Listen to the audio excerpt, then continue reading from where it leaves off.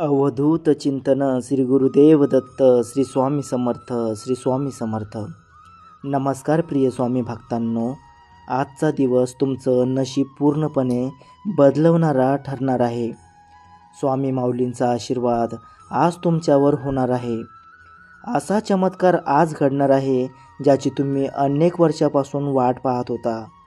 लक्षात ठेवा, जेव्हा चांगला काळ सुरू होतो तेव्हा नशीब बदलायला क्षणाचाही अवधी लागत नाही.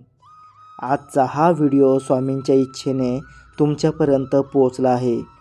हे काही केवळ योगायोग नाही. जो भक्त श्रद्धा आणि भक्तिभावाने हा मंत्र ऐकतो त्याचं नशीब क्षणात पालटू शकतं. म्हणूनच डोळे बंद करा, मनात फक्त स्वामींचं नाव घ्या आणि ह्या दिव्य मंत्राचा प्रभाव अनुभवायला सुरुवात करा.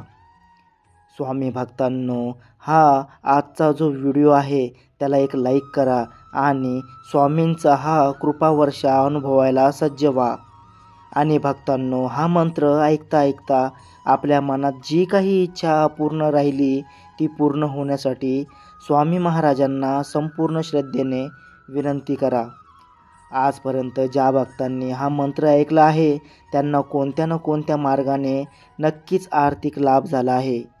काहींना मागितलेल्या रकमेपेक्षा कितीतरी अधिक मिळालं. हे केवळ त्या मंत्रातल्या शक्तीमुळे आणि भक्तांच्या विश्वासामुळे. हा मंत्र कधीही व्यर्थ गेलेला नाही. प्रत्येक श्रद्धावान भक्ताला या मंत्रामुळे संपत्ती, समाधान आणि संधी लाभली आहेत. पण लक्षात ठेवा, ज्यांच्या मनात संशय आहे, अविश्वास आहे, त्यांना या मंत्राचा लाभ होणार नाही. हा मंत्र फक्त त्यांच्यासाठी आहे जे स्वामींवर अढळ श्रद्धा ठेवतात, मनपूर्वक प्रार्थना करतात आणि जगण्यातील चमत्कार स्वीकारण्यास तयार असतात. या मंत्राच्या प्रभावामुळे तुमच्या आयुष्यात सर्व बाजूंनी धन, समृद्धी आणि यशाचा वर्षाव होऊ लागेल. तुम्ही स्वतःच आश्चर्यचकित व्हाल, कारण मनात ठरवलेल्या गोष्टी प्रत्यक्षात घडताना दिसू लागतील. या मंत्राचा पवित्र आवाज तुमच्या कानापर्यंत पोहोचताच तुमचं मन प्रसन्न होईल आणि एक अनामिक शांती तुमचं अंतःकरण व्यापून टाकेल. दारिद्र्य, रोग, दुःख हे सर्व तुमच्यापासून दूर जातील. तुमच्या घरात नेहमी आनंदाचं वातावरण राहील. कुटुंबात सुख आणि शांतीचं वास होईल. पण हे सगळं अनुभवायसाठी तुम्हाला हा मंत्र शेवटपर्यंत पूर्ण श्रद्धेने ऐकायला हवा. कारण हा मंत्र ऐकल्यानंतर अनेक भक्तांचं नशीब अचानक चमकलं आहे. त्यांचं आयुष्य बदललेलं आहे आणि तेही त्यांच्या कल्पनेपलीकडे. चला तर स्वामी भक्तांनो, या चमत्कारिक मंत्राचा पूर्ण जप करूया. मन, शरीर आणि आत्मा यांचं शुद्धीकरण अनुभवण्यासाठी.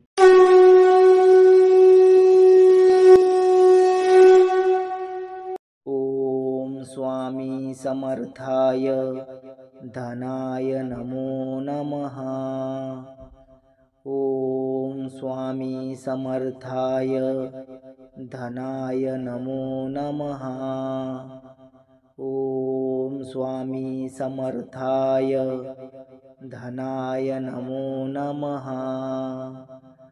ओम स्वामी समर्थाय धनाय नमो नमः. ओम स्वामी समर्थाय धनाय नमो नमः. ओम स्वामी समर्थाय धनाय नमो नमः. ओम स्वामी समर्थाय धनाय नमो नमः. ओम स्वामी समर्थाय धनाय नमो नमः.